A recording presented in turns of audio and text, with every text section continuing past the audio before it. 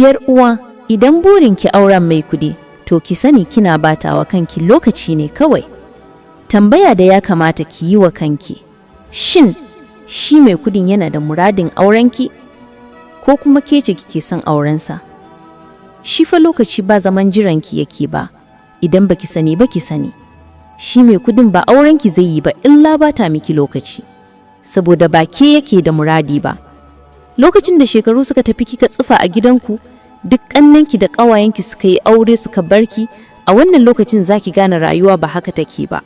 Zaki buƙaci auren koma wane ne, amma a wannan lokacin hakan ba zai yiwu cikin sauki ba, saboda ba ke ake yayi ba a yanzu. Yar uwa ki sani, ke mace ce ba namiji ba, rayuwanmu da tasu ba ɗaya bace.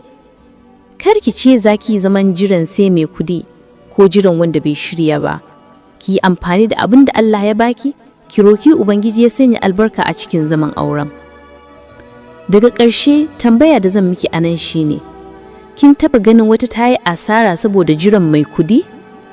Wani darasi kika koya game da hakan?